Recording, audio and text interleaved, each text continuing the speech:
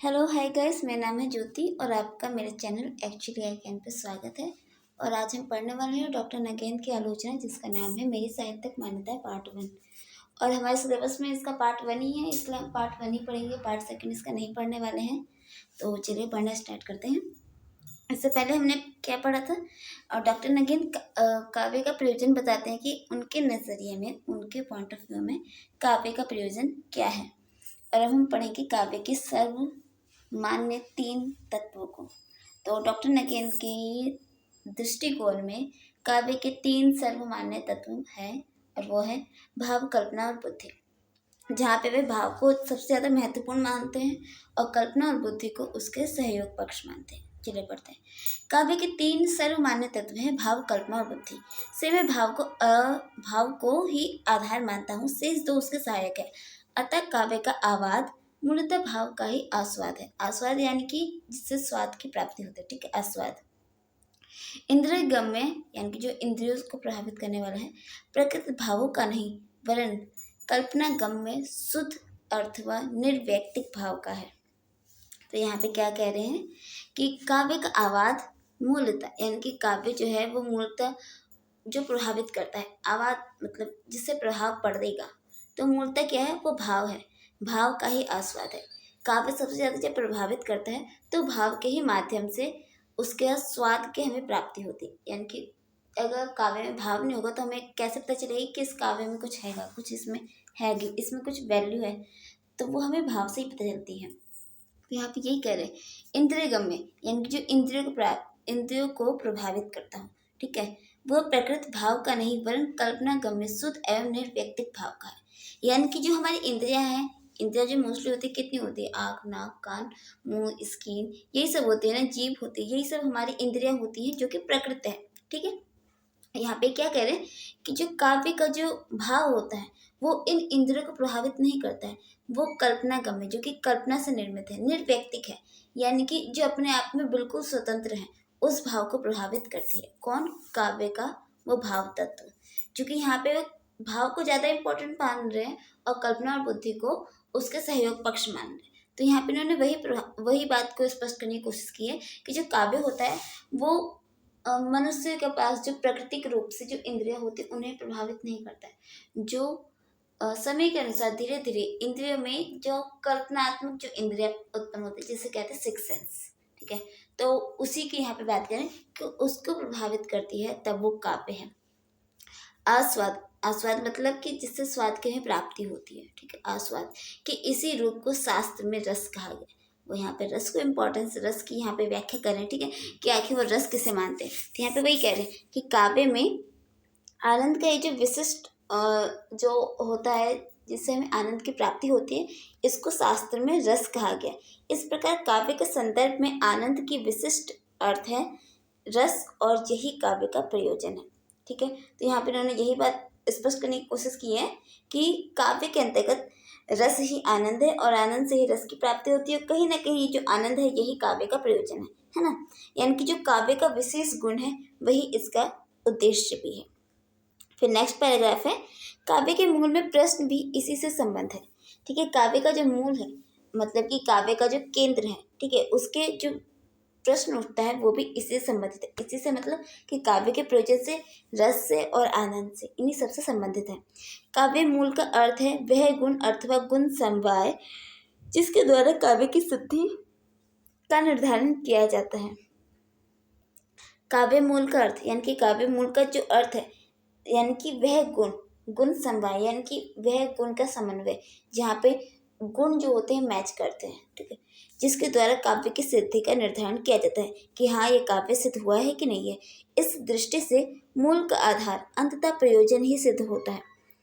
अंततः प्रयोजन ही सिद्ध होता है कि आखिर काव्य का प्रयोजन क्या है, और काव्य का प्रयोजन क्या है, आनंद है ना। तो यहाँ पे यही कह रहे हैं कि काव्य का प्रयोजन जब रस या आस्वाद है तो उसका मूल्य हुआ आस्वादत्व। तो यहाँ पे इन्होंने क्या बोला है कि अगर काव्य का प्रयोजन क्या है, रस है, रस यानी कि आनंद है, तो फिर उसका मूल्य क्या हुआ, यानी कि काव्य के जो केंद्र में है वो क्या हुआ, यानी कि रस को प्राप्त करने वाले वह तत्व जिससे रस की हमें प्राप्ति होती है। और इसका यहाँ पे एक सटीक यहाँ पे एक शब्द रखा गया, आस्वादत्व, यानी कि आस्वाद प्राप्त कराने वाले तत्व, ठीक है, आस्वादत्व। और आस्वाद का मतलब क्या है, जिससे स्वाद मतलब कि जो फील आता है, आस्वाद। ठीक है, तो ये क्लियर हुआ ना, आस्वादत्व। फिर नेक्स्ट लाइन है, जिस काव्य में रागात्मक, रागात्मक यानी कि राग द्वारा जो अपने शब्दों को राग द्वारा जो प्रस्तुत करते हैं उसे कहते हैं कि रागात्मक आस्वाद प्राप्त प्रदान करने की क्षमता जितनी अधिक होगी उतना ही उसका मूल्य होगा। ठीक है, अगर काव्य में रागात्मक आस्वादत्व यानी कि अगर वो राग के द्वारा उसमें ज़्यादा लय, ज़्यादा अच्छे से उसे प्रस्तुत किया जा रहा है, तो उसमें अपना जो रस है, आस्वाद, ठीक है, आस्वाद प्रदान करने की जो क्षमता है वो और भी ज़्यादा अधिक होगी। ठीक है, यह उसका मूल्य होगा। ओके, क्लियर हुआ ना कि जहाँ पे उसे रागात्मक रूप से अच्छे से प्रस्तुत किया जाए तो कहीं ना कहीं वो अपना ज़्यादा स्थान लेगी, है ना। और कहीं ना कहीं रागात्मक रूप में, रागात्मक यानी कि जो हम बोल रहे हैं अगर उसमें सुर होगा, लय होगा, वो ठीक से अच्छे से प्रस्तुत कर रहा है उन शब्दों को, उन सेंटेंस को अच्छे से एक्सप्लेन कर रहा है, तो वो ज़्यादा अच्छे से सामने वाले व्यक्ति को प्रभावित करेगी यानी कि उसे आस्वाद की यानी कि रस की प्राप्ति होगी। Okay, next paragraph. यहाँ फिर एक प्रश्न उठता है, क्या मैं रस स्वाद के अंतर्गत शुक्ल जी के द्वारा कल्पित कोटियों का हामी हूँ। ठीक है, यहाँ पे गाइस मेरे को पहले तो हामी वर्ड का यहाँ पे मतलब समझ में नहीं आया, फिर आगे काफ़ी सोच विचार गहन अध्ययन चिंतन मनन करने के पश्चात तब मेरे को याद आया कि एक हामी वर्ड होता है।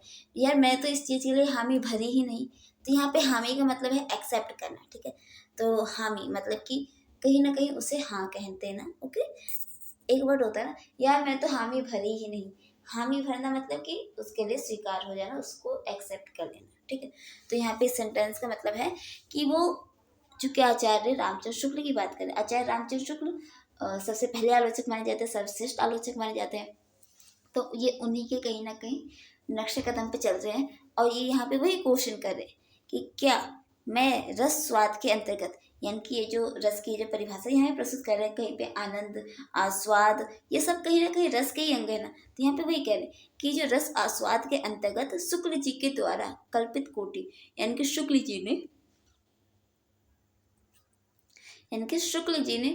जितनी भी कोटे यानी कि रस की जितनी भी परिभाषाएं दी हैं, रस के बारे में जितना एक्सप्लेन किया है, क्या मैं उन सब का हामी हूँ। यानी कि मैंने कहीं ना कहीं आचार्य रामचंद्र शुक्ल जी की सभी रस से संबंधित बातों को, उनकी धारणाओं को एक्सेप्ट किया है। तो यहाँ पे क्वेश्चन मार्क लगा रहे हैं अपनी उस विचारधारा के ऊपर। मेरे मन में इस संबंध में दुविधा रही है। ठीक है, कि वो कंफ्यूज है कि क्या मैं सच्ची में आचार्य रामचंद्र शुक्ल की सारी बातों को मानता हूँ, या फिर मैंने कुछ अपनी भी धारणाएं बनाई है, या फिर मैंने कुछ अपने आप पे कोई नए तथ्य प्रस्तुत करने की कोशिश की है। तो यहाँ पे वो कंफ्यूज है, दुविधा यानी कि कंफ्यूज है। ठीक है, रस अनुभूति कोटियों की कल्पना शास्त्र को सर्वथा अग्राह्य है। अग्राह्य का मतलब होता है ग्राह्य करना यानी कि लेना, और अग्राह्य मना करना। अग्राह्य मतलब मना कर देना। तो यहाँ पे ये कह रहे हैं कि रस अनुभूति की कोटियों की कल्पना शास्त्र में सर्वथा अग्राह्य है, कि अगर रस की अनुभूतियों की अगर कोटियों की बात की जाए तो शास्त्र को अग्राह्य यानी कि शास्त्र उसे एक्सेप्ट नहीं करता है, किंतु व्यवहार में हो हम रस के मात्रा भेद की बात करते हैं, कि रस की मात्रा भेद। अब यहाँ पे ये कोई दाल चीनी तो है नहीं जहाँ पे इसकी मात्रा काउंट की जाए, लेकिन यहाँ पे बात कर रहे हैं कि अगर शास्त्र के संदर्भ में अगर हम देखते हैं तो कहीं ना कहीं रस की भी मात्रा भेद की जाती है। यदि रस की कोटियों की कल्पना अग्राह्य है कि रस की कैसी कोटियाँ हो उसके बारे में, चूंकि आचार्य रामचंद्र शुक्ल जी के बारे में कह रहे हैं कि आचार्य रामचंद्र शुक्ल ने रस से संबंधित कई सारी कोटियाँ प्रस्तुत की, यानी कि रस को कई सारे तरीकों से एक्सप्लेन किया है, उसकी श्रेणी की है, उसको श्रृंखलाबद्ध किया है। ठीक है, तो यहाँ पे वही कह रहे हैं कि अगर शास्त्र में जाएंगे तो शास्त्र में रस को हम ऐसे नहीं पाएंगे। शास्त्र में रस की परिभाषा दूसरी है, उसको दूसरी तरह से एक्सप्लेन किया जाता है। लेकिन आधुनिक समय में चूंकि आचार्य रामचंद्र शुक्ल जी ने कहीं ना कहीं उसकी नई कोटियाँ, उसकी नई धारणा, उसकी कई नई परिभाषाएं प्रस्तुत की है।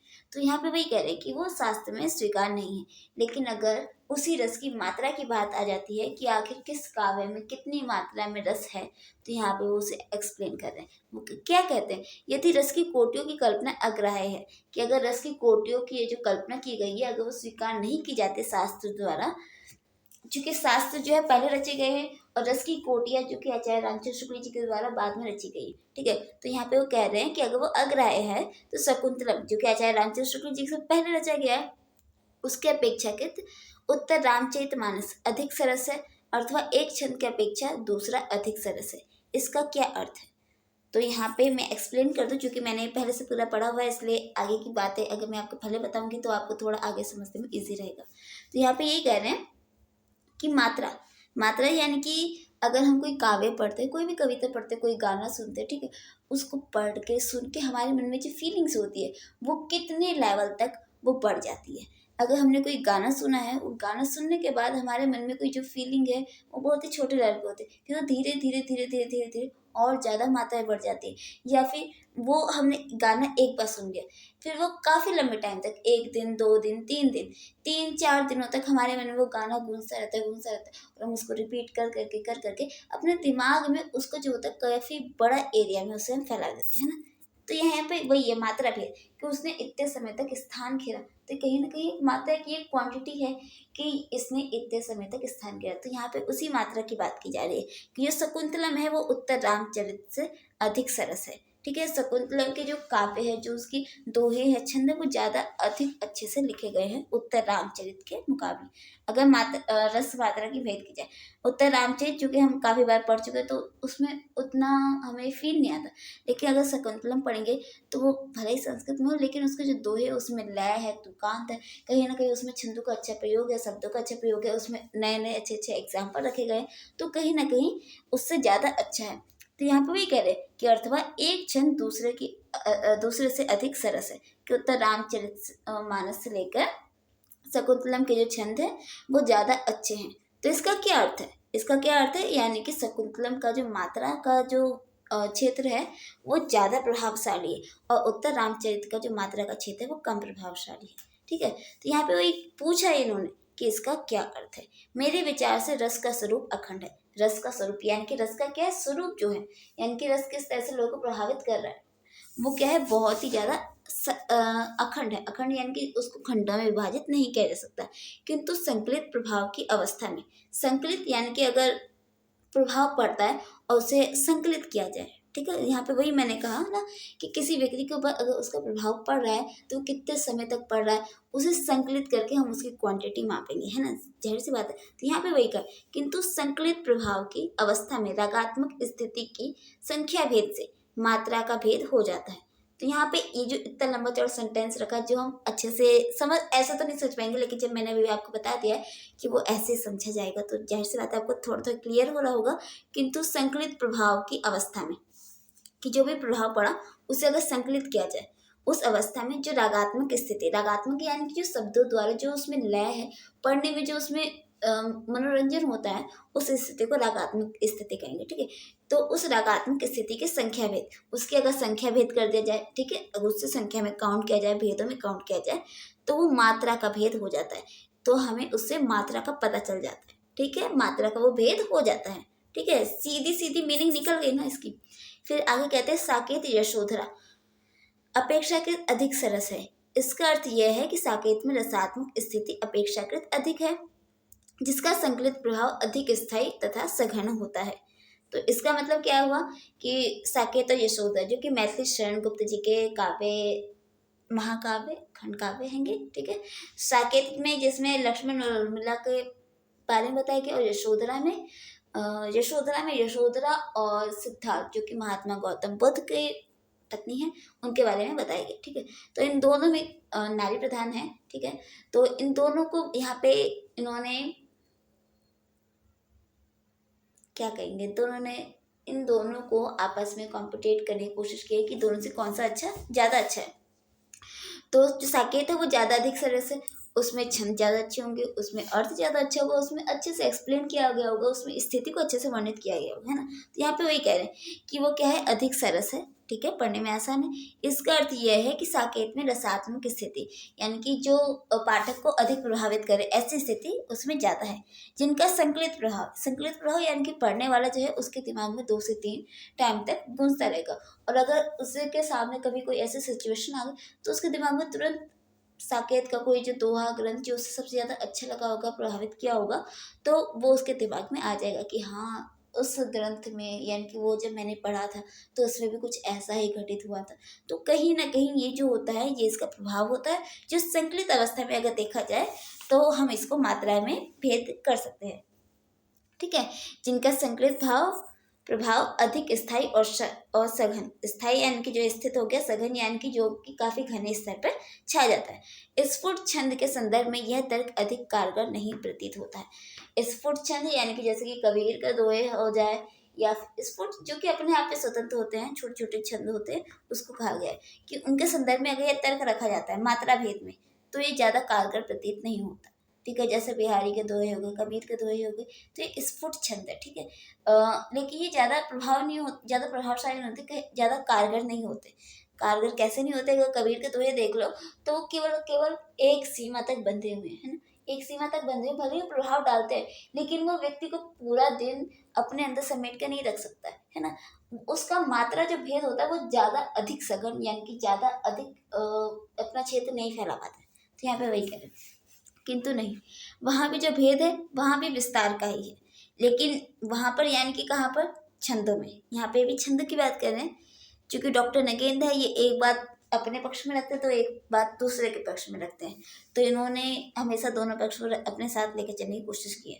तो यहाँ पे भी ये वही कर रहे हैं। ठीक है, पहले उन्होंने कहा कि ये जो संदर्भ है ये अत्यधिक कारगर प्रतीत नहीं होता है, लेकिन वो कह रहे किंतु नहीं, वह भी जो भेद है यानी कि वहाँ भी जो भेद है यानी कि जो छंद को लेकर जो भेद रखा जा रहा है, क्योंकि छंद के भी कहीं ना कहीं मात्रा, कहीं ना कहीं उसका प्रभाव पड़ रहा है पाठक के ऊपर, तो वही कह रहे कि वहाँ पे भी जो भेद है वह भी विस्तार का ही है। ठीक है, वो भी कहीं ना कहीं मात्रा के रूप में अपना विस्तार कर रहा है, कहीं ना कहीं वो भी प्रभाव डाल रहा है, जो छंद अधिक कारगर प्रतीत नहीं होते।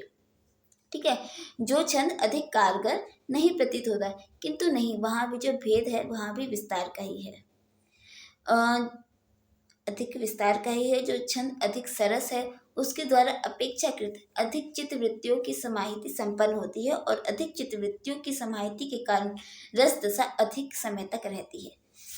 अब देखो, ये लाइन एकदम दिमाग से ऊपर गई होगी, लेकिन इसकी सीधी सी मीनिंग है जो मैंने अभी आपको 2 सेकंड पहले क्लियर की थी, कि व्यक्ति के मन पे जो प्रभाव पड़ता है उसी को यहाँ पे मात्रा भेद की दशा में रखा गया है, और इन्होंने वही मात्रा भेद को इतने लंबे चौड़े इतने कठिन वर्ड्स में डाल दिया। देखो क्या स्यापा करते रहते हैं, सीधा सीधा समझो। जो छंद अधिक सरस है, छंद अधिक सरस है यानी कि इजी है, ठीक है, उसके द्वारा अपेक्षाकृत यानी कि जो आशा की जाती है उससे अधिक, यानी कि एक छंद रचा गया है, उससे आशा की गई है कि ये ऐसा प्रभाव डालेगा, लेकिन वो उससे अधिक चित्त वृत्तियों की समाहिति संपन्न होती है।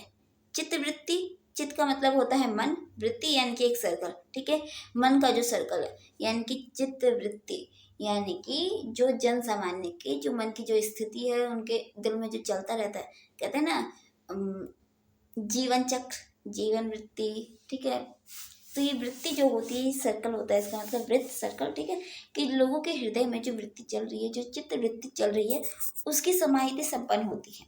ठीक है, यानी कि कोई छंद रचा गया है, उससे जो एक्सपेक्टेशन की गई है, जो आशा की गई है, वो उससे ज़्यादा अधिक लोगों के हृदय को प्रभावित करती है। ठीक है, तो वही समाहिति यानी समाहित हो जाना, संपन्न। ठीक है, ज़्यादा वो प्रभावित कर रही है, और अधिक चित्तवृत्तियों की समाहिति, और अगर वो ज़्यादातर हृदयों चित्रवृत्ति। ठीक है, अगर हम यहाँ पे एक वर्ड में रख लूँ कि जन सामान्य के हृदय को यानी कि उनके भावों को, चित्रवृत्ति, ठीक है, उनके भावों को प्रभावित कर रही है, उसमें ज़्यादा समाहित हो रही है। ठीक है, लोगों के जो दिल है उसके दिल और दिमाग में वो ज़्यादा समाहित हो रही है, ज़्यादा वो घुस जाती है। मैंने भी कहा ना कि कोई गाना सुनता है वो 3 से 4 दिन तक उसके दिमाग में चलता रहता है, यानी कि उसके जो हृदय है, उसकी जो चित्तवृत्ति है, उसके अंदर वो समाहित हो चुका है ना, इसलिए वो 3 से 4 दिनों तक चलता रहता है। जैसे कि अभी गाना चलता रहता है, टूटी मोहब्बत ने अंगड़ाई ली, दिल का सौदा हुआ चांदनी रात में, तो ये वाला जो सॉन्ग है ये चलता रहता है। अगर आप मोस्टली देखोगे तो अभी 3 से 4 दिनों तक यही सॉन्ग 2 महीने के आसपास हो गए, लेकिन ये सॉन्ग जो बहुत ज़्यादा प्रचलन में है, बहुत ज़्यादा चर्चा में है, तो ये मोस्टली आजकल के टाइम पे सब लोग गाते फिरते रहते हैं। ठीक है, तो इस गाने का प्रभाव क्या है कि इसने ज़्यादातर अधिक लोगों की चित्तवृत्तियों में समाहिति प्राप्त कर ली है। ठीक है। तो इसी समाहिति के कारण जो रस की दशा है, व्यक्ति के ऊपर जो रस की दशा होती है वो अधिक समय तक होती है ना। तो आपके क्लियर हुआ ना कि अधिक चित्तवृत्ति की समाहित्य के कारण रस दशा अधिक समय तक रहती है।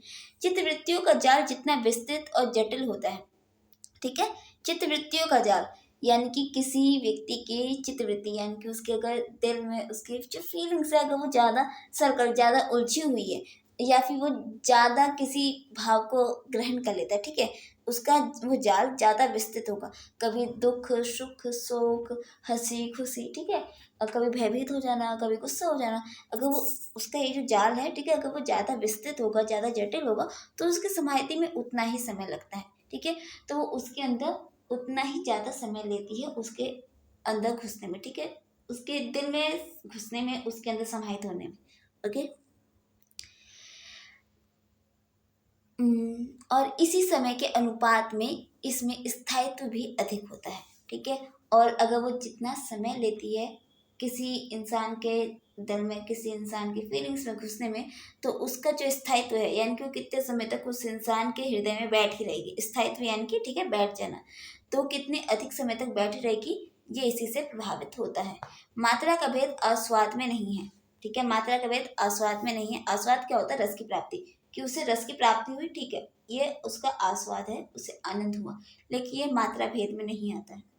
डॉक्टर नगेन का ऐसा मानना है, ठीक है, क्योंकि वो एक्सप्लेन कर रहे हैं और मैं छोटे छोटे वाक्य करके आपको समझा रही हूँ तो इसलिए थोड़ा सा दिक्कत हो रहा होगा, ठीक है। तो मात्रा का भेद आस्वाद में नहीं है। आस्वाद यानी कि किसी चीज की आनंद में नहीं है, तो आस्वाद दशा में स्थायित्व में है, ठीक है। तो यहाँ पे क्या कर रहे हैं कि मात्रा का भेद आस्वाद में यानी कि उसे रस प्राप्त हो रहा है उसमें नहीं है, बल्कि आस्वाद दशा में है कि उसे रस प्राप्त हो चुका है, ठीक है, और वो अब उसे फील कर रहा है। उसने फील किया ये नहीं, वो फील कर रहा है उसे, अब वो जो भाव है उसके मन में धीरे धीरे धीरे धीरे आ रहा है जा रहा है आ रहा है जा रहा है, उस आस्वाद की दशा के स्थायित्व में, ठीक है, कि वो उसके उस इंसान के हृदय में वो बैठ गया है, वहां पे उसके मात्रा भेद है। ये मात्रा भेद वाला क्लियर हो गया ना। चलिए अब नेक्स्ट लाइन है, क्या है, रस स्वाद की आवृत्ति में उसमें स्थायित्व के साथ घनत्व का भी अनुभव होने लगता है। रस स्वाद की आवृत्ति यानी कि जिस रस को हम रस, ठीक है, आनंद, उसका स्वाद यानी कि वो हमें जब फील हो रहा है उसकी आवृत्ति यानी कि बार बार हमें फील हो रही आवृत्ति सर्कल में बार बार वो घूम के आ रहा है जा रहा है आ रहा है जा रहा है, ठीक है। तो उसमें स्थायित्व के साथ घनत्व का भी, स्थायित्व ठीक है वो बैठ गया, घनत्व यानी कि वो कितने लंबे समय तक बैठा, ठीक है, उसका भी अनुभव होने लगता है।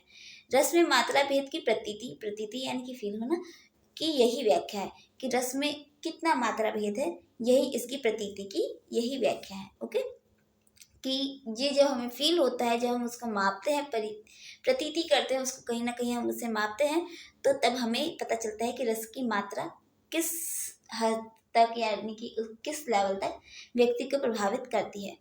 यह भेद स्वरूपगत नहीं है, गुणात्मक भी नहीं है, कालिक और नैतिक है, ठीक है, कालिक और नैतिक यानी कि काल के अनुसार और नैतिक यानी कि सोच के अनुसार है। अर्थात आस्वाद की जो दशा है उसका स्थायित्व और उसके सत असत प्रभाव का ही मापक है।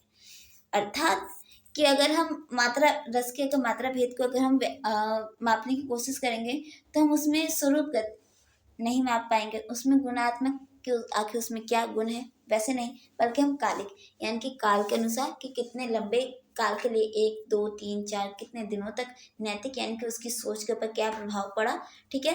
कोई गाना सुन रहा है तो गाने सुन के हम उसके स्वरूप में हम मोस्टली नहीं देख पाएंगे कि आखिर उसने अपना कैसा रूप स्ट्रक्चर बना लिया गाना सुन के, वो अपने आप को गाने के हीरो हीरोइन जैसा तो नहीं बना लेगा ना, तो वैसे गुण तो अपने अंदर नहीं डाल सकता, लेकिन उसका जो नैतिक होता है, उसकी जो सोच समझ होती है, उसकी हम बुद्धि के अनुसार हम उसका मापन कर सकते हैं कि आखिर व्यक्ति को वो जो काव्य है वो कितना प्रभावित कर सका है।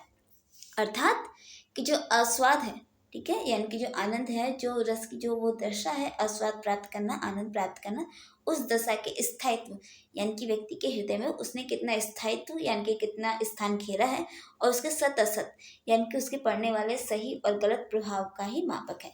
ओके, क्लियर हो गया यहाँ पे। चलिए नेक्स्ट पैराग्राफ।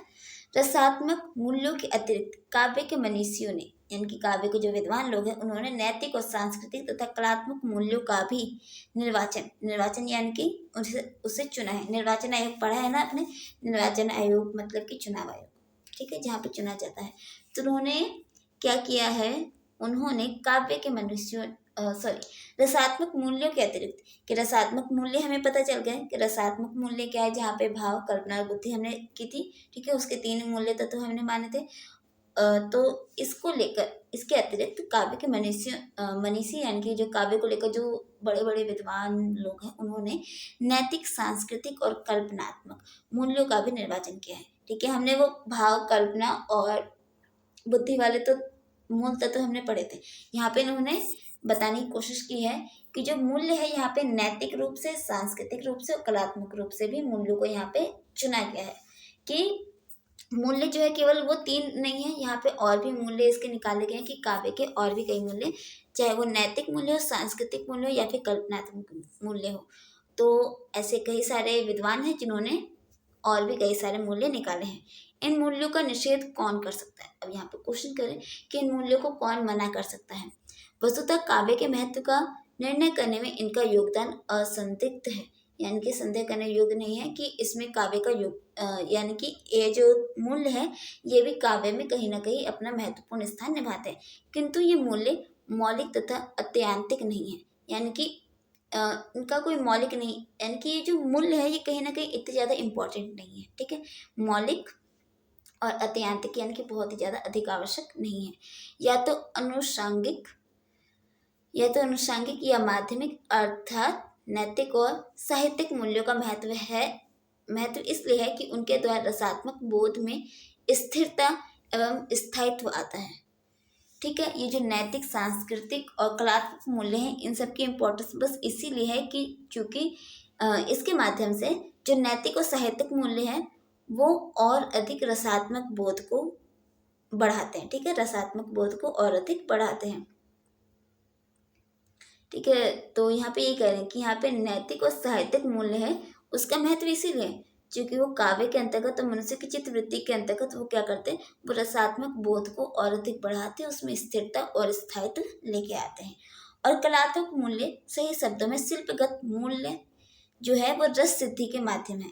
ठीक है, कलात्मक मूल्य यानी कि काव्य के अंतर्गत जो कलात्मक मूल्य सही अर्थों में क्या है, वो शिल्पगत मूल्य है जो कि रस सिद्धि के माध्यम है, जहाँ पे रस की सिद्धि प्राप्त होती है। और कलात्मक मूल्य जो कि अभी हमने क्या पढ़ा, सांस्कृतिक, नैतिक और कलात्मक। तो यहाँ पे कलात्मक मूल्य के बारे में पहले उन्होंने नैतिक और साहित्यिक मूल्य के बारे में बताया कि नैतिक और साहित्यिक मूल्य क्या करते हैं, रसात्मक बोध को स्थिरता और स्थायित्व प्रदान करते हैं। वही जो कलात्मक मूल्य है वो काव्य के अंतर्गत उसमें शिल्पगत मूल्य की सिद्धि प्राप्ति का माध्यम बनता है। ठीक है, स्वतंत्र नहीं है क्योंकि शिल्प या कला का मूल्य भी तो रस ही है। ठीक है, शिल्प और कला कहीं ना कहीं जो काव्य है उसके अंतर्गत शिल्प और कला का इम्पोर्टेंस होता है और वो कहीं ना कहीं रस की प्राप्ति का साधन बनते हैं। वास्तव में यह विवाद नया नहीं है। ठीक है, यह जो विवाद है ये नया नहीं कि आखिर जो काव्य है, ठीक है, जो भी हम काव्य रच रहे हैं तो उसमें कलात्मक मूल्य इम्पोर्टेंस है कि नहीं है, रसात्मक और जो कलात्मक मूल्य, नैतिक मूल्य और साहित्यिक मूल्य, इन सब चीज़ों का काव्य में क्या योगदान है, ये जो विवाद है ये कोई नया विवाद नहीं है, बहुत पुराना विवाद है। तो यहाँ पे बता रहे हैं कि ध्वनि सिद्धांत और वक्रोक्ति सिद्धांत, जब भी हम सांप्रदायिक ये जो सिद्धांत के बारे में पढ़ते हैं तो ध्वनि सिद्धांत, वक्रोक्ति सिद्धांत, रीति संप्रदाय, अलंकार संप्रदाय, रस संप्रदाय, ये 5-6 संप्रदाय आते हैं, यानी कि ये जो सिद्धांत है ये सब आते हैं और इन सब के मध्य में हमेशा कहीं ना कहीं मतभेद रहते हैं। तो यहाँ पे इन्होंने वही बात रखने की कोशिश की है कि ये जो ध्वनि संप्रदाय और वक्रोक्ति संप्रदाय हैं ये बहुत पुराने हैं और इनके मध्य में भी कहीं ना कहीं लड़ाई चलती आई है। किसको लेकर? नैतिक मूल्य, साहित्यिक मूल्य और कलात्मक मूल्य, इन सब को लेकर इन सब के मध्य में विवाद चलते आए हैं।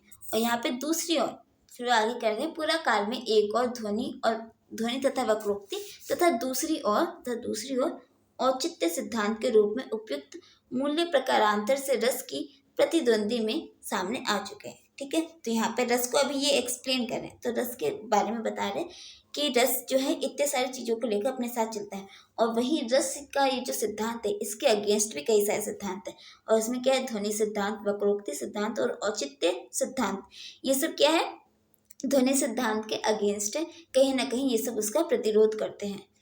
ठीक है। उपयुक्त मूल्य प्रकारांतर, प्रकारांतर यानी कि अनेक प्रकार से अंतर के साथ प्रतिद्वंद में सामने आ चुके हैं, और रस के साथ इनके अतिरिक्त संबंध तथा रस के संदर्भ में इनके सापेक्षिक महत्व का निर्णय इतिहास कर चुका है। ठीक है, कि आखिर इन सब का क्या महत्व है, ये सब इतिहास कर चुका है। फिर आगे पढ़ते हैं। अभी कुछ दिनों पूर्व, यानी कि अब यहाँ पे अपनी बात बता रहे हैं कि अभी कुछ दिनों पूर्व एक गोष्ठी के उपरांत उपरांत यानी कि उसके बाद में किसी मित्र ने प्रस्तुत प्रसंग में एक रोचक प्रश्न पूछा था। ठीक है, एक बहुत ही इंटरेस्टिंग क्वेश्चन उठाया गया है किसके द्वारा, एक गोष्ठी यानी कि एक सभा मीटिंग हो रही होगी। ठीक है, उसमें कोई एक मित्र था, कोई जाना पहचाना व्यक्ति, तो उसने क्वेश्चन किया, क्या रस सिद्धांत की शब्दावली, अब यहाँ पे वर्ड नोटिस करो, रस सिद्धांत की शब्दावली, अगर रस सिद्धांत को हम पढ़ते हैं तो रस सिद्धांत की शब्दावली क्या होती है। रस सिद्धांत की शब्दावली में आश्रय, आलंबन, उद्दीपन, यही सब आते हैं ना। उसमें रस का साधारणीकरण और रस के अंतर्गत कितने भेद रखे गए हैं, तो यही सब आते हैं रस की शब्दावली में, है ना। तो यहाँ पे वही कह रहे हैं कि रस की शब्दावली में आधुनिक कविता के समय विवेचन एवं मूल्यांकन किया जा सकता है। ठीक है, कि प्राचीन काल से जो रस सिद्धांत की जो शब्दावली आ रही है, उसमें आधुनिक कविता का, यानी कि जो आधुनिक कविता है, ठीक है, आधुनिक कविता आप तो जानते हैं छायावाद की कैसी कविता है, उसमें आश्रय, आलंबन, उद्दीपन और रस के इतने सारे जो रूप भेद रखे गए हैं, करुण रस, हास्य रस, वियोग, सॉरी, विस्मय रस, ठीक है, ये सब जो रस रखे गए हैं, क्या इन सब को आधुनिक कविता के अंतर्गत मापा जा सकता है। उनका सम्यक विवेचन, ठीक है, कि विवेचन करना यानी कि उसको एक्सप्लेन करना, उसका मूल्यांकन, कि जो आधुनिक कविता है उसके अंतर्गत जो प्राचीन रस सिद्धांत के जो शब्द हैं, ठीक है, आश्रय, आलंबन, साधारणीकरण, रस के स्वरूप, रस का जो सिद्धांत है, क्या उसे आधुनिक कविता के अंतर्गत बैठाया जा सकता है। तो यहाँ पे इन्होंने यही क्वेश्चन किया है। और यहाँ पे डॉक्टर नगेन क्या कहते हैं, क्योंकि देखो यहाँ पे कोमा में डाला हुआ इन्होंने, क्योंकि यहाँ पे कहीं ना कहीं इस बात को कोमा में डाल रहे हैं, उनके सेंटेंस को यहाँ पे पूरा रख रहे हैं। तो इसके बाद वो यहाँ पे अपना वक्तव्य रख रहे हैं कि इस प्रश्न का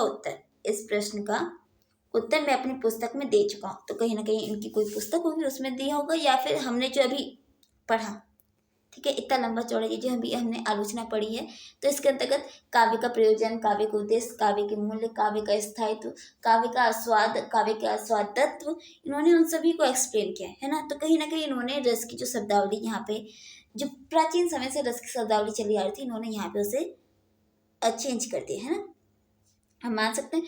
तो कहीं ना कहीं इस क्वेश्चन का जो आंसर है डॉक्टर नगेन ने अपनी इस आलोचना में हमारे सामने प्रस्तुत कर दिया है। ठीक है, अमुक, अमुक का मतलब क्या होता है कि कुछ कुछ काव्यों में कौन सा रस है या विभाव अनुभाव का चक्र पूरा हुआ कि नहीं, यह प्रश्न सार्थक नहीं है। ठीक है, कि चूंकि आधुनिक कविता के अंतर्गत अगर हम पुराने वाले रस सिद्धांत की शब्दावली को बैठाने की कोशिश करेंगे तो नहीं बैठेंगे। आज के टाइम के अगर आप कोई सी भी कविता लेके बैठ जाओ और पुराने के रस सिद्धांतों की शब्दावली, यानी कि जो रस सिद्धांत के जो भी हमारी किताबों में आता है मोस्टली रस सिद्धांत को लेकर, कि रस सिद्धांत में ये सब होना चाहिए, अगर और ये सब आप पूरा सिद्धांत लेके बैठ जाओ और आप आधुनिक समय की कोई कविता लेके बैठ जाओ, तो आप आधुनिक कविता में वो सारे तत्व नहीं ढूंढ पे आओगे, है ना। तो यहाँ पे वही बात रख रहे हैं कि अमुक काव्य में, यानी कि कुछ कुछ जो काव्य जाता या फिर ज़्यादातर जो काव्य है उन समय कौन सा रस है या कौन सा विभाव है, कौन सा अनुभव है, इसका जो चक्र है ये पूरा हुआ है कि नहीं हुआ, तो ये तय कर पाना ज़्यादा सार्थक नहीं हो पाता है। सार्थक प्रश्न तो ये है कि उक्त काव्य के काव्य गुण का आधार मूलतः उसका रागात्मक प्रभाव है या नहीं है। ठीक है, तो यहाँ पे उन्होंने क्वेश्चन को चेंज कर दिया पूरा, कि क्वेश्चन ये नहीं होना चाहिए आधुनिक समय में, क्वेश्चन तो यह होना चाहिए कि उक्त काव्य के अंतर्गत काव्य गुण का आधार, और काव्य का गुण क्या है कि आखिर काव्य किस मात्रा तक उसे प्रभावित कर रहा है, यानी कि अपने पाठक को किस सीमा तक प्रभावित कर रहा है, उसके रागात्मक स्थिति को छू रहा है कि नहीं छू रहा है, उसकी चित्रवृत्ति के अंतर्गत कितनी मात्रा तक वो समाहित हो रहा है। तो इस काव्य के गुण का आधार हमें पता करना चाहिए, उसका रागात्मक प्रभाव या नहीं करना चाहिए। ठीक है, कि आखिर उसका रागात्मक प्रभाव कितना है, ये नहीं कि बल्कि उसका काव्य गुण हमें पता करना चाहिए। रस सिद्धांत एक विकासशील सिद्धांत है। ठीक है, चूंकि रस सिद्धांत के कवि हैं, एक रसवादी कवि है, सॉरी आलोचक है, डॉक्टर नगेन तो ये रस सिद्धांत को हमेशा सही साबिती करने की कोशिश करेंगे। जाहिर सी बात है, जो भी आलोचक होगा, जो भी उसके पक्ष में होगा, वो हमेशा अपने बात को, अपने सिद्धांतों को, अपनी बातों को सही साबित करने की कोशिश करेगा। तो यहाँ पे वही कह रहे हैं कि ये क्या है कि विकासशील सिद्धांत है, क्योंकि इन्होंने रस सिद्धांत की सारी कोटियाँ चेंज कर दी है ना। आलम्बन, उद्दीपन, ये सारे जो इसके अंतर्गत आते हैं कि उसमें उद्दीपन होना चाहिए, आलम्बन होना चाहिए, रस का प्रभाव होना चाहिए, रस की इतनी सारी मान्यताएं होती है, रस का कहीं ना कहीं उसका विभाव, अनुभव, तो ये सब उन्होंने सब चेंज कर दिया। तो यहाँ पे वही कह रहे हैं कि ये क्या है, एक विकासशील सिद्धांत है जिसकी समय के साथ अपने आप को परिवर्तित कर सकता है। सिद्धांत के विकास के साथ उनका विवेचन पद्धति और शब्दावली में भी परिवर्तन, संशोधन होता रहा है, जो कि अभी डॉक्टर नगेन ने और आचार्य रामचंद्र शुक्ल जी ने कर दिया है ना। परिवर्तन और संशोधन, विवेचन पद्धति की उसके किस प्रकार से सबके सामने रखा जाए, प्रस्तुत किया जाए, और शब्दावली, ठीक है, उन सब में परिवर्तन हो सकता है। आचार्य रामचंद्र शुक्ल के युग के सर्वाधिक समर्थक रसवादी आलोचक थे। आचार्य रामचंद्र शुक्ल इस युग के कौन से छायावादी युग के सर्वाधिक समर्थ रसवादी आलोचक थे। उन्होंने तुलसी, सूरज जैसी के प्राचीन, जो कि आधुनिक नहीं है, ठीक है, प्राचीन है, प्राचीन मतलब कि उसके अंतर्गत रस सिद्धांत की सभी शब्दावलियां होंगी, तो उन काव्यों का विवेचन एवं मूल्यांकन मूलतः रस सिद्धांत के आलोक में ही किया। ठीक है, क्या है रस सिद्धांत के, कि जो रस सिद्धांत है उसी के आलोक में, यानी कि आलोक मतलब उसके प्रकाश में, ठीक है, कि रस सिद्धांत के जितने भी तत्व है सभी के सभी तुलसी, सूरज जैसी के काव्य में अच्छे से देखने को मिलते हैं। किंतु उनकी तीनों महानीय कृतियों में आलंबन, उद्दीपन अथवा अनुभाव, विभाव का परिगणन करने वाली रूढ़ पद्धति का प्रयोग नहीं हुआ। ठीक है, तो ये यहाँ पे क्या कह रहे हैं कि सूर, तुलसी और जायसी, इन सब के जितने भी इन्होंने ग्रंथ लिए उन सब का, ठीक है, विवेचन किया, उसका मूल्यांकन किया रस सिद्धांत के आलोक में, यानी कि रस सिद्धांत को केंद्र में रख के उसी के प्रकाश, आलोक मतलब प्रकाश, ठीक है, उसी के प्रकाश में रख के उन सब का उन्होंने विवेचन किया। लेकिन इन तीनों महानीय कृतियों, यानी कि इन तीनों महान महान हस्तियां जो हैं, इनकी कृतियों का विवेचन किया, लेकिन इसमें आलंबन और उद्दीपन को, अनुभाव, विभाव को काउंट नहीं किया इन्होंने, रूढ़ पद्धति का प्रयोग नहीं किया। परिगणन यानी कि काउंट करने वाली रूढ़ पद्धति का प्रयोग इन्होंने नहीं किया। इन्होंने सिंपल इसको एक्सप्लेन किया है, इसमें आलोचनात्मक अपनी टिप्पणी रखने की कोशिश की है। ठीक है, फिर आगे क्या, कहाँ और कहीं उन्होंने रसांगों का रूढ़ विवेचन किया भी है, तो वहां उनका अपेक्षा भाव सर्वाधिक मुखर हो उठा है। अपेक्षा यानी कि अवहेलना कर देना, मना कर देना। तो यहाँ पे वही कह रहे हैं कि उन्होंने कहीं कहीं अगर रस के अंगों का रूढ़ विवेचन किया है काव्य के अंतर्गत, तो सूर, तुलसी और जायसी, इन तीनों के काव्य के अंतर्गत जहाँ पे उन्होंने रस के अंगों का रूढ़ विवेचन यानी कि रूढ़ पद्धति से उसका विवेचन किया, विवेचन यानी कि उसको अच्छे से परिभाषित किया है, तो कहीं ना कहीं उन्होंने उनका किसका, रूढ़ सिद्धांतों का, उनका अपेक्षा भाव सर्वथा मुखर हो उठा, कि उन्होंने उसे पूरे सीधे सीधे उसे नकार दिया। ठीक है, मानव पुराण पंथ के परितोष के लिए, परितोष मतलब उसके अहंकार की पूर्ति के लिए, उससे कहीं ना कहीं उसे एक तरह से उपहार देने के लिए कि तेरी इम्पोर्टेंस है कि नहीं है, ये उन्हें बताने के लिए। ठीक है, मानव पुराण पंथ के परितोष के लिए ही खास रियासत कर रहे हो, कि पुराण पंथों को समझ नहीं आ रहा, कहीं ना कहीं यहाँ पे एक व्यंग किया जा रहा है कि मानो पुराण पंथ के परितोष के लिए खास रियासत कर रहे हो। आचार्य शुक्ल ने जहाँ भाव, विभाव, अनुभाव आदि शब्दों की नवीन आलोचना, शास्त्र, मनोविज्ञान के प्रकाश में अर्थ विस्तार किया, वहाँ रागात्मक संबंध तथा मार्मिक प्रसंगों का अनुसंधान, सौंदर्य शक्तिशील के निरूपण, सूक्ष्म अवदात और उदात्त भावनाओं का विश्लेषण तथा व्यक्ति एवं लोक के भाव भूमियों के उद्घाटन द्वारा रस सिद्धांत का युग अनुकूल पोषण एवं विकास भी किया है। यह सेंटेंस काफी लंबा हो गया इसलिए छोड़ नहीं सकती थी, तो ठीक है। तो इन्होंने यहाँ पे बताया है कि मूलतः अगर हम देखें तो क्या है, इन्होंने पुराण पंथ के परितोष के लिए ऐसा कुछ खास काम किया है, क्योंकि उन्होंने रूढ़ विवेचन किया लेकिन रूढ़ पद्धति से नहीं किया है। तो आचार्य रामचंद्र शुक्ल ने जहाँ भाव, विभाव, अनुभाव, ठीक है, इन सभी का शब्दों का नवीन आलोचना शास्त्र, क्योंकि इन्होंने जो कि अभी हमने पढ़ा ना कि आचार्य रामचंद्र शुक्ल जी ने रस सिद्धांत की नवीन कोटियों की उद्भावना की है, और कहीं ना कहीं जो डॉक्टर नगेंद्र है वो खुद को उनका हामी मान भी रहे और क्वेश्चन मार्क भी करे कि मैं उनका हामी हूँ कि नहीं हूँ। ठीक है, मतलब मैं उसे एक्सेप्ट करता हूँ कि नहीं करता हूँ। ठीक है, तो यहाँ पे बात ये स्पष्ट हुई कि आचार्य रामचंद्र शुक्ल जी ने रस सिद्धांत की नई कोटियाँ प्रस्तुत की है। तो यहाँ पे वही कह रहे हैं कि इन्होंने विभाव, अनुभाव, ठीक है, इन सभी शब्दों का नवीन आलोचना शास्त्र, ठीक है, इन्होंने एक नवीन आलोचना शास्त्र की स्थापना की, जिसके अंतर्गत शास्त्र और मनोविज्ञान के प्रकाश में, ठीक है, शास्त्र और मनोविज्ञान इन दोनों को कहीं ना कहीं उससे हेल्प लेते हुए, उसको केंद्र में रखते हुए उसका और अधिक उसके अर्थ का, ठीक है, उसके प्रकाश में अर्थ विस्तार किया है। वहां पे रागात्मक संबंधों, ठीक है, रागात्मक संबंध यानी कि जो रागात्मक संबंध कि किस प्रकार से गाया जाए, ठीक है, तो ये संबंध कहीं ना कहीं शास्त्र से कनेक्ट हो जाते हैं। मार्मिक प्रसंग जो कि फीलिंग्स वाले जो प्रसंग हो गए, ठीक है, तो उसमें अनुसंधान यानी कि रिसर्च, कोई संशोधन, अनुसंधान रिसर्च ही होता है ना, अनुसंधान कोई नई चीज क्रिएट करना। सौंदर्य शक्तिशील, सौंदर्य अच्छी, सौंदर्य यानी कि गुण हो गया, शक्ति एक विशेषता हो गई, उसके अंदर का शौर्य कौशल एक योद्धा वाली चीज हो गई, और शील यानी कि एक सहन शक्ति। इस सब का निरूपण किया सूक्ष्म अवदात और उदात्त भावना के विश्लेषण तथा व्यक्ति एवं लोक की भाव भूमि के उद्घाटन द्वारा। यानी कि यहाँ पे क्या कह रहे हैं कि इन सभी का जो आचार्य रामचंद्र शुक्ल जी जो है, उन्होंने रगात्मक संबंधों और मार्मिक प्रसंगों को बहुत ही अच्छे से अपने नवीन आलोचना शास्त्र की कोटि जो इन्होंने स्थापित की है, उसमें इन्होंने रगात्मक संबंधों और मार्मिक प्रसंगों का अनुसंधान यानी कि उसके ऊपर रिसर्च करके सौंदर्य शक्ति शील का निरूपण किया है, सौंदर्य शक्ति और शील का, ठीक है, काव्य के अंतर्गत रस सिद्धांत में इन सबका इन्होंने निरूपण यानी कि इसको रूपित किया है, निरूपित किया है, ठीक है, सूक्ष्म एकदम अच्छे से, अवदात और उदात्त बहुत ही अच्छे अच्छे, उदात्त का मतलब होता है श्रेष्ठ, अवदात मतलब और भी ज्यादा अच्छे से, ठीक है, उन भावनाओं का विश्लेषण किया, और व्यक्ति एवं लोक की भावभूमि यानी कि जन सामान्य की कल्याण, व्यक्ति, व्यष्टि, लोक यानी कि समष्टि, ठीक है, इन सब की जो भावभूमि है, यानी कि इन सब के हृदय में जो भूमि यानी कि भाव की जो भूमि है, ठीक है, उसके उद्घाटन कहीं ना कहीं उससे प्रभावित होकर, ठीक है, लोग और व्यक्ति।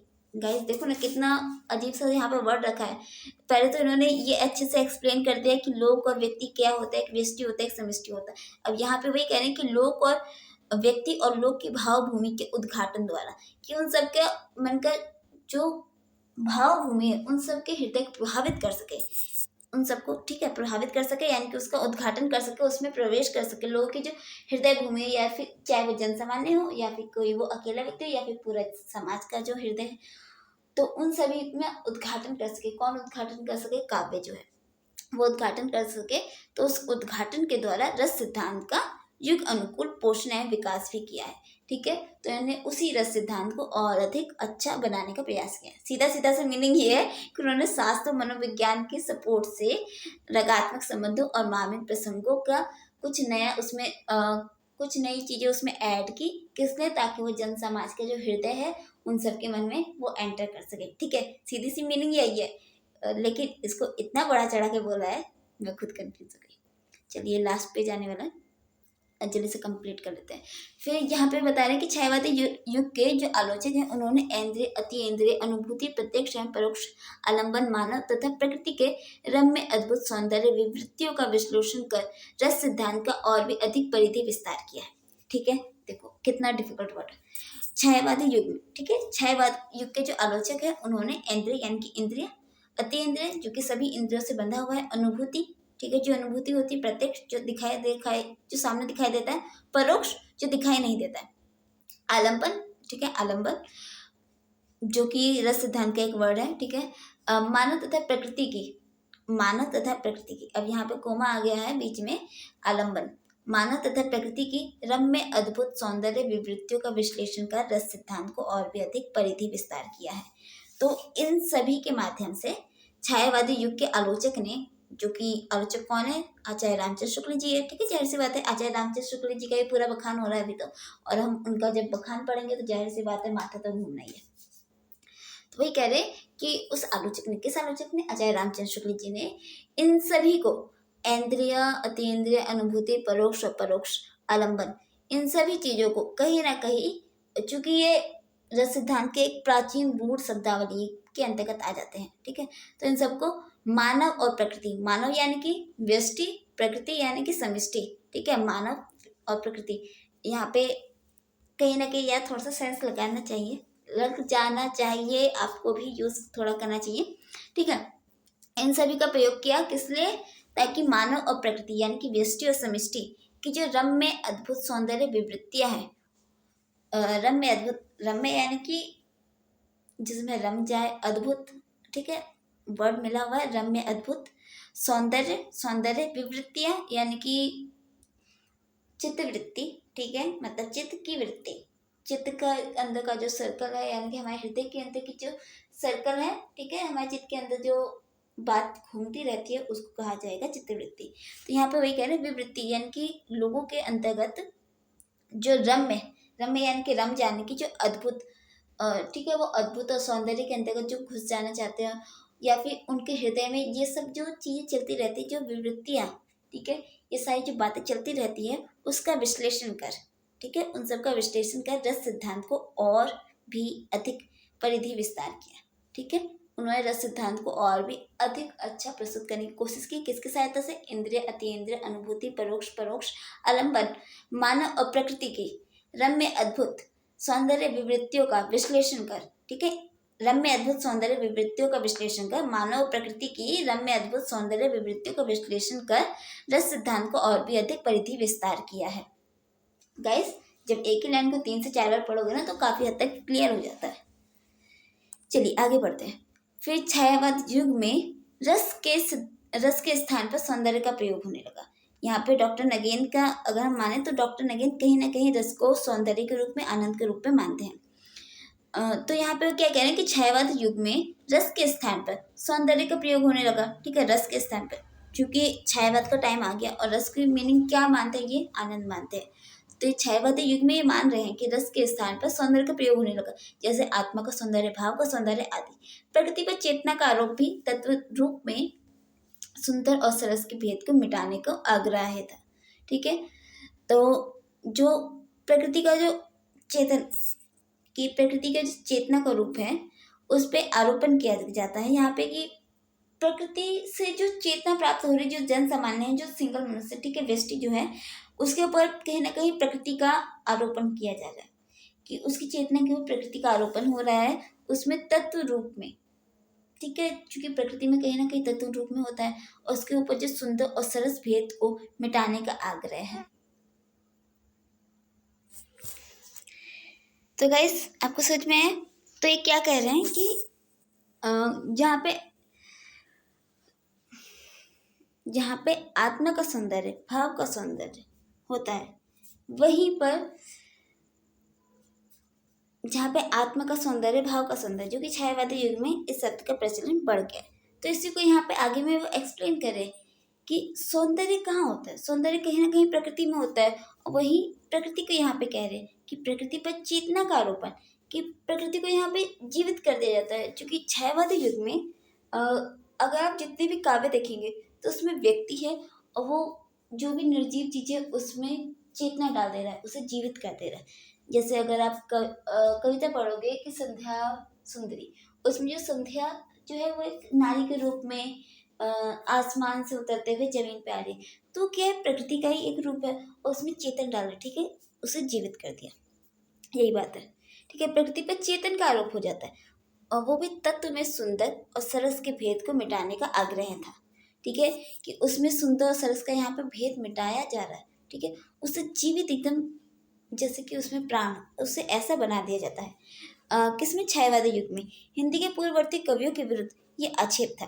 पूर्ववर्ती यानी कि जो बहुत ही पहले के कवि है उनके विरोध में, यानी कि उनके अगेंस्ट ये आक्षेप यानी कि आरोप लगाया गया था कि उनके लिए प्रकृति की सत्य भावना का स्थूल उद्दीपक से अधिक नहीं रह गई थी, ठीक है, कि जो प्रकृति है वो केवल सत्ता की भावना, ठीक है, वो सिर्फ और सिर्फ लोगों को सपोर्टिंग करती है, सिर्फ और सिर्फ सपोर्ट करती है कि लोगों के हृदय में वो फील जगाते, लेकिन वो जीवित नहीं हो सकती है। जो प्रकृति पेड़ पौधों को देख कर लोगों के मन में सिर्फ एक भाव उत्पन्न होता है कि कितना सुंदर मौसम है, काश मैं यहीं पर रह जाऊं। तो एक सत्ता का भाव उसमें जगाती है। वो खुद बन नहीं सकती, वो खुद जीवित नहीं हो सकती। यहाँ पे उसके ऊपर किसके ऊपर, पूर्ववर्ती कवियों के ऊपर ये आरोप लगाया गया था।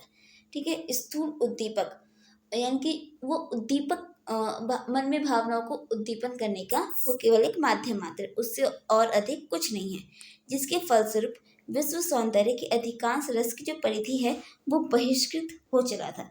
ठीक है, जो विश्व के जितने भी सौंदर्य की चीजें हैं, चाहे वो सूर्य हो, आकाश हो, पानी हो, नदी हो, झरने, तालाब हो, ये जितनी भी सौंदर्य की ये जो चीजें हैं वो कहीं ना कहीं एक रस की परिधि से, कि चूंकि रस जो होता है करुण भाव, श्रृंगार रस, ये सब के सब तो मानव में ही होते हैं ना। तो वो इस परिधि से बहिष्कृत यानी कि उससे निकल गए थे। कौन? ये जो प्रकृति के जितने भी चीजें हैं प्रकृति की, ये सभी उससे अलग हो गए थे। क्षयवाद के आलोचक ने स्पष्ट किया कि प्रकृति में केवल आलंबन तत्व ही नहीं, आश्रित तत्व की भी प्रतिष्ठा हो सकती है। आलंबन तत्व, ठीक है, जो केवल व्यक्ति के मन में फील जगाएगा नहीं, बल्कि उसमें खुद भी वो आश्रय लेगा। प्रकृति में व्यक्ति अब आश्रय ढूंढने लग जाता है। छायावादी युग में आकर जो छायावाद के जितने भी कवि हैं वो सब यहाँ पे प्रस्तुत करने की ये बात यहाँ पे रखने की कोशिश कर रहे हैं कि जो प्रकृति है वो केवल आलंबन यानी कि लोगों के मन में, यानी कि जन सामान्य व्यक्ति के मन में, व्यक्ति श्रेष्ठ के रूप में, व्यक्ति श्रेष्ठ के मन में वो फीलिंग को सिर्फ जगाएगा नहीं, बल्कि जो व्यक्ति श्रेष्ठ है, व्यक्ति की जो फीलिंग्स है वो प्रकृति के अंदर भी जागृत होगी। ठीक है, प्रकृति को भी आश्रय तत्व प्राप्त किया गया, उसे भी आश्रय का एक रूप बना दिया गया छायावादी रूप में। रस के रम्य पाश में, रम्य रस, ठीक है, रम्य यानी कि जिसमें रम जाना, वो पाश, ठीक है, एग्जाम्पल है यहाँ पे एक तरह से उदाहरण के जैसा है। पाश यानी कि रस्सी, ठीक है, जिसमें बांध लिया जाए, तो उसके अंतर्गत हिरन और हिरनी तो कालिदास के समय में ही फंस चुके थे। ठीक है, हिरन और हिरनी जो कि मनुष्य नहीं है, उनके अंदर फीलिंग नहीं है हंसी का, क्रोध का, गुस्से का, भयभीत हो जाने का, युद्ध करने का। ठीक है, क्योंकि ये सारे के सारे जो होते हैं रस होते हैं, और रस जो सिर्फ होते हैं सिर्फ और सिर्फ व्यक्ति विशेष में, ठीक है, इंसानों में ही हम देखते हैं।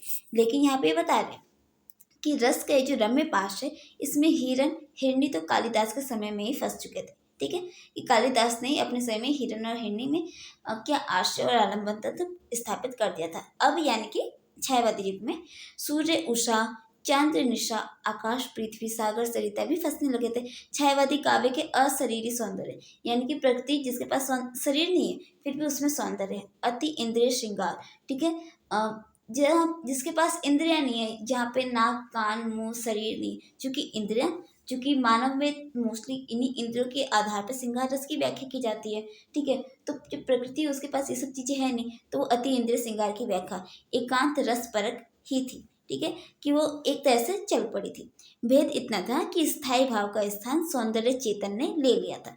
ठीक है, जो स्थायी भाव है, जो कहीं ना कहीं आँख, नाक, मुंह, कान, ठीक है, इन सब चीज़ों को लेकर होता था, वो सौंदर्य चेतन यानी कि एक चेतन के आधार पे, केवल कल्पनाओं के आधार पे वो रह गया था। और इधर अवचेतन मन का, अवचेतन मन यानी कि एक ऐसा मन जिसमें चेतना नहीं है, जो कि छायावाद के संदर्भ में अतस चेतन का ही प्रयोग अधिक हुआ था। इस शब्द के यहाँ पे बात कर रहे हैं कि अतस चेतन शब्द का प्रयोग अधिक हुआ था।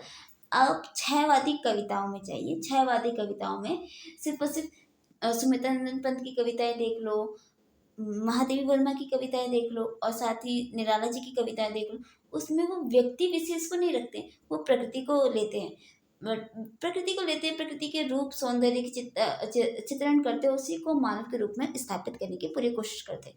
तो यहाँ पे वही कह रहे हैं कि अवचेतन मन, कि एक ऐसा मन जिसके अंदर चेतना नहीं है, ठीक है, उसको उन्होंने कविता का नायक नायिका बनाने की कोशिश की है।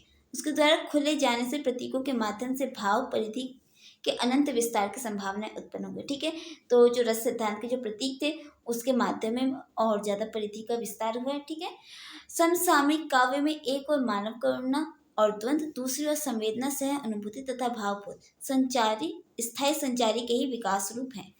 तो क्या यहाँ पे कह रहे हैं कि समसामयिक काव्य में यानी कि उस समय के काव्य में एक और, यानी कि छायावादी समय के जो काव्य हैं उसमें टू पार्ट्स डिवाइड किए हैं। एक पार्ट में जहाँ पे मानव कौन है, ठीक है, मानव मानव की मानव प्रकृति, ठीक है, 2 पार्ट्स है यहाँ पे। मानव करुणा यानी कि जो मानव जिस करुणा को फील करता है, मानव द्वंद है, और वहीं दूसरी ओर संवेदना है, सह अनुभूति है, भाव बोध है, स्थायी संचारी के ही विकास रूप है। तो ये क्या है, एक तरफ से प्रकृति को, एक तरफ से मानव को यहाँ पे वो रखने की कोशिश करें, क्योंकि छायावादी युग में यही हुआ था, क्योंकि उन्होंने मनुष्य को हटा के वहाँ पे प्रकृति का रूप वहाँ पे स्थापित किया। अगर आप छायावादी युग की सारी विशेषताओं को देखोगे ना कहीं वो रहस्यात्मकता से भरी हुई है। वो एक तरफ से आपको भक्ति काल भी दिखती है कि वो कहीं पे आत्मा का और परमात्मा के मिलन को बात करते हैं, तो कहीं ना कहीं वो आत्मा परमात्मा को मनुष्य के रूप में स्थापित करते हैं, और वो मनुष्य भी ऐसा जिसके अंदर चेतना नहीं है, ठीक है, प्रकृति से उस मनुष्य को ले रहे हैं। तो यहाँ पे यही सब बातें हो रही है, ठीक है। महामानव के स्थान पर लघु मानव, महामानव मतलब कि राम कृष्ण, ठीक है, ऐसे महामानव के स्थान पर लघु मानव। जैसे कि वह दौड़ती पत्थर निराला जी की आपने कविता पढ़ी होगी, तो उसमें क्या है, वो एक लघु मानव है, यानी कि एक जन सामान्य, जिसके ना तो सुंदर हाथ पाँव है, ना ही चेहरा सुंदर है, उसके ना ही हिरनी जैसी बड़ी बड़ी आंखें हैं, ना ही धनुष जैसे उसकी आईब्रोज है, ना ही नागिन जैसे काले लंबे लंबे घने घने बाल है। तो ऐसे चित्रण को लेकर नहीं, वो लघु माना, जो कि जन सामान्य, जिसमें कोई सौंदर्य नहीं, साधारण से भी साधारण है, ठीक है, उसको आलम्बन बनाया। रस के चक्रों में हंसों तथा मयूरों के स्थान पर कौवे, मृगों तथा मृतंडों के स्थान पर आलसी गेंडे फंसने लगे, ठीक है, जानवरों के नाम है, ठीक है, जो बड़े बड़े श्रेष्ठ जानवर है, जो कि किसी स्पेशल व्यक्ति से, ठीक है, जैसे कि देवी देवताओं से संबंधित है, उन सब के स्थान पे कौवे, मृग, कौवा और मुर्गों को लिया जाने लगा, आलसी गेंडों को लिया जाने लगा। अतः रस के स्वरूप और विकास के साथ साथ रसात्मक बोध की व्याख्या नहीं बदली। यह धारणा और तर्क दुर्ग्रह ही घोतक है। तो यहाँ पे क्या कह रहे हैं कि रस का स्वरूप के विकास के साथ साथ, कि रस का स्वरूप का विकास तो हुआ, लेकिन उसका जो रसात्मक बोध था कि आखिर रस को किस तरह से ग्रहण किया जाए, रस को ग्रहण करने वाली जो बुद्धि थी, जो सोच थी, उसमें ज़्यादा हेर फेर नहीं हुआ। और ये जो तर्क है, ये जो धारणा है, ये दुराग्रह, दुर प्लस आग्रह, ठीक है, अब कहीं ना कहीं एक्सेप्ट करने के लायक नहीं है, या फिर एक्सेप्ट करने के पक्ष में नहीं है, ठीक है, इसके घोतक है। वास्तव में प्रस्तुत विवाद का मूल गहरा है, ठीक है, ये जो यहाँ पे विवाद हो रहा है छायावाद को लेकर, जहाँ पे रस को एक नई परिभाषा दी गई है, ये जो विवाद हुआ, इसका जो मूल है, यानी कि इसका जो केंद्र है, बहुत गहरा है। अगर हम यहाँ पे बात लेके बैठ जाए रस सिद्धांत को, जो कि छायावाद के अंतर्गत यहाँ प्रस्तुत किया जा रहा है, इसके ऊपर अगर हम विवाद करने बैठ जाए तो हमारा बहुत लंबा वाला क्लास चलेगा। यहाँ पे इनका कहने का मतलब ये, ठीक है, इसका संबंध केवल काव्य दर्शन से ना होकर, यानी कि काव्य के केवल दर्शन करने से नहीं है, संपूर्ण जीवन दर्शन से, क्योंकि काव्य के अंतर्गत चूंकि रस है, जाहिर सी बात है पूरे जीवन से संबंधित है। कहीं ना कहीं इसमें चेतन के साथ साथ अवचेतन, यानी मीन्स की प्रकृति को भी इसमें ऐड किया जाने लगा। एक मत तो यह है कि जीवन के मूल्य चिरंतन है, चिरंतन यानी कि बहुत ज़्यादा है, जीवन के जो मूल्य है वो बहुत ढेर सारे हैं, बहुत चीज, यानी कि बहुत ही लंबे लंबे हैं। देश काल के अनुरूप उनमें संशोधन और विकास होता रहता है, परंतु मूल तत्व अक्षुण, यानी कि जिसे कोई छू नहीं सकता, ऐसे है उसके मूल तत्व। और दूसरा दृष्टिकोण ये है कि जीवन मूलतः सापेक्षिक यानी कि जो सामने है वही हो सकता है, अर्थात देश काल के अनुसार उसमें परिवर्तन अवश्यम भावी है, यानी कि समय के अनुसार उसमें परिवर्तन होता है। किसी भी देश युग के सिद्धांत का जन्म सदा अपने परिवेश से ही होता है, यानी कि कोई भी अगर सिद्धांत हो रहा है तो वो अपने परिवेश के अनुसार ही होगा, ठीक है। अगर जैसा परिवेश होगा, जाहिर सी बात है सिद्धांत भी कुछ ना कुछ उसी से कनेक्ट होगा, क्योंकि व्यक्ति क्या करता है, अपनी आवश्यकताओं के अनुसार ही चीज़ों का निर्माण करता है, और किसी भी नए सिद्धांत का निर्माण होना यानी कि अपनी आवश्यकता के अनुसार उसका निर्माण होना, अतः उसकी सार्थकता वहीं तक सीमित है, ठीक है। यहाँ पे दो डॉक्टर नगेन ने यहाँ पे अपने दो मत रखे। सबसे पहला देश काल के अनुरूप, चूंकि देश काल यानी कि, ठीक है, जाहिर सी बात है समय की मांग के अनुसार, समय की मांग है तो उसमें किसी चीज़ में संशोधन करना, उसका विकास होना रहना, परंतु उसका जो मूल तत्व है उसे बिना छुए, ठीक है, विकासशील सिद्धांत यहाँ पे रख रहे हैं। और वही वहाँ पे दूसरा दृष्टिकोण रख रहे हैं कि देश काल के अनुसार जब आवश्यकता पड़ी तो उसका निर्माण किया, ठीक है, यहाँ पे वो बात है। तो यहाँ पे इन्होंने दो बातें रखी, फिर भविष्य के लिए उसका महत्व ऐतिहासिक ही रह जाता है। ये दूसरे मत के संदर्भ में कि हमें आवश्यकता पड़ी, हमने इसका निर्माण किया, लेकिन अगर भविष्य में अगर हम इसे यूज़ करेंगे तो ये ज़्यादा यूज़फुल नहीं होगा, ये यूज़लेस हो जाएगा, क्योंकि इसकी जो सीमा है केवल एक समय तक है। हमें आज के समय में इसकी जरूरत पड़ी और आज ही के समय में इसकी सारी इंपॉर्टेंस भी खत्म हो गई। तो इस दृष्टि से कोई भी सिद्धांत सार्वभौम या सर्वकालिक नहीं हो सकता। ठीक है, तो यहाँ पे उन्होंने यही बात रखी है। फिर हमारी धारणा पहले मत के पक्ष में, फिर डॉक्टर नगेन यहाँ पे कह रहे हैं कि मेरी जो धारणा है वो पहले मत, जो कि पहला मत क्या था कि अपने काल व देश व काल के अनुरूप है, उसमें संशोधन और विकास। ठीक है, संशोधन और विकास, ये क्या कह रहे हैं, विकासशील यहाँ पे नीति रख रहे हैं। कहीं ना कहीं वो यहाँ पे ये कह रहे हैं कि समय के अनुसार व्यक्ति को परिवर्तन का जो सिद्धांत है, यहाँ पे वो कह रहे हैं कहीं ना कहीं व्यक्ति को समय के अनुसार बदलते रहना चाहिए, और उसी तरह जो उसका सिद्धांत है वो भी बदलता रहना चाहिए। लेकिन जो उसका मूल तत्व है, ठीक है, उसका जो बेस में है, जो उसके केंद्र में है, वो अक्षुण्य, यानी कि उसे ज़्यादा छुआ नहीं जाना चाहिए, वो एक ही रहना चाहिए। ठीक है, तो डॉक्टर नगेंद्र वही कह रहे हैं कि मेरा जो मानना है, हमारा जो धारणा है, वो पहले मत के पक्ष में है। वास्तव में सत्य सार्वभौम और सर्वकालिक, सार्वभौम यानी कि सभी जगह, सर्वकालिक यानी कि सभी काल में एक ही जैसा होता है।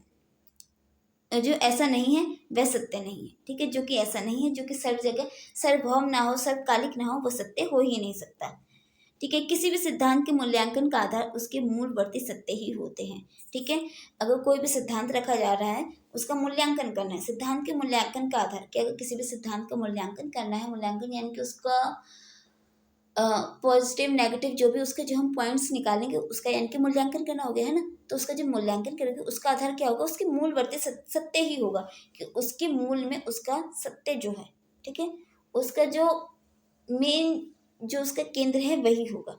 अतः जिस सिद्धांत के मूल्य में सत्य का अंश जितना अधिक होगा, जिस सिद्धांत के मूल में, क्योंकि सत्य कहीं ना कहीं सार्वभौम है, सर्वकालिक है, और वो सत्य जितना अधिक होगा उतना ही अधिक वह सार्वभौम सर्वकालिक होगा, और उतना ही उसका महत्व होगा। ठीक है, सत्य, सार्वभौम, सर्वकालिक, उसका महत्व, इन सभी शब्दों को मिला के सेंटेंस को बिगाड़ते हैं। सीधी सीधी सी मीनिंग ये है कि सिद्धांत में रियलिटी होनी चाहिए। ठीक है, वो सत्य से प्रभावित होना चाहिए, वास्तविक समय से कहीं ना कहीं संबंधित होना चाहिए।